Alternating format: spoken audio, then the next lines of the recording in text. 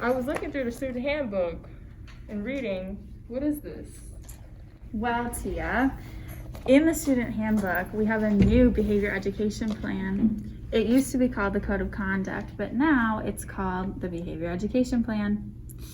And within it, it's new rules and new guidances for administration and other, like just students, and what we're expected to do and what they're expected to do.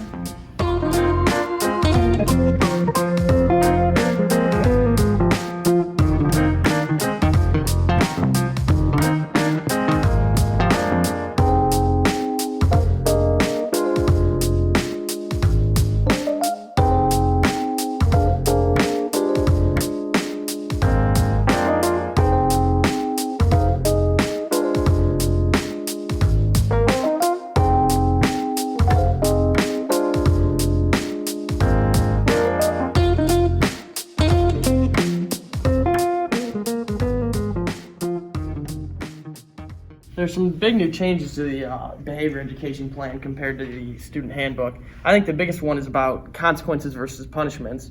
And now we're looking more at, helping the students and making sure they're healed and they will, find their path again versus punishments where students were punished for bad behavior and didn't really learn from it. So if I go to see my dean, that doesn't mean I get suspended? No, not necessarily. Sometimes you might go to see your dean and you guys will talk about what happened. You might engage in a lot of different ways to solve your problem, whether it involves other students or something you did. But no, it won't mean you're in trouble. A lot of it will focus on how you can better yourself. So is this the same as the old Code of Conduct? It's not. The old Code of Conduct had a lot of negativities in the sense of like, if you did one thing wrong, you might be suspended for 3 days, just off the bat, without like normal conversations or discussion about what happened and what your future could look like. And I think that this one is a lot better. This got rid of the zero tolerance policy as well, which previously if you did something, you got suspended for 1 to 3 days, no matter what. But now we're really focusing on understanding the student.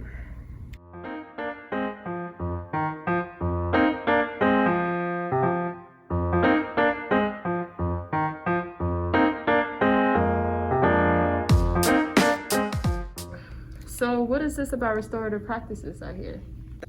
Oh, that's a good example of mediation. I had one of those on Zoom last year. It's where you basically sit down with another student and talk about the harm that was done.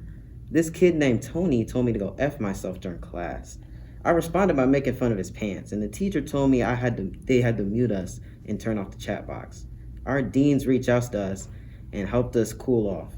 We met with our dean and our teacher for a Zoom conversation, and by the time we left, we were given virtual handshakes and agreed to respect one another and learn from what we did. I think the biggest part of that is building connections between the teachers and the students, and I think that's probably the biggest part of building healthy relationships with other students and avoiding conflicts so that we don't have to use these restorative practices.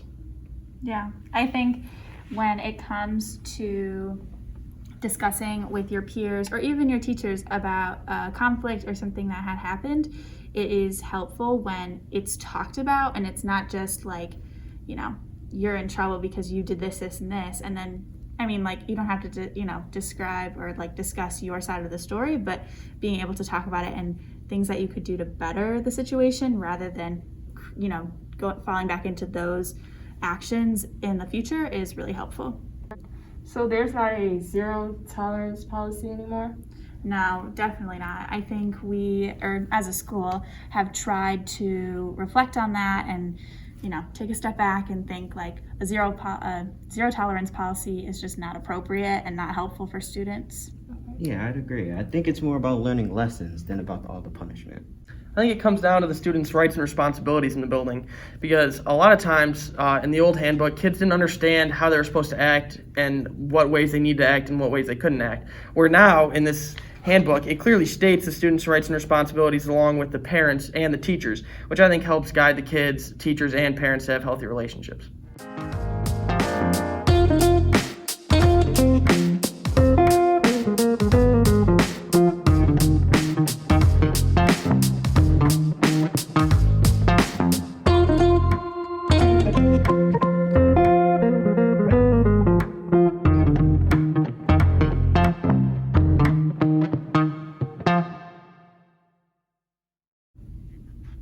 Sounds good.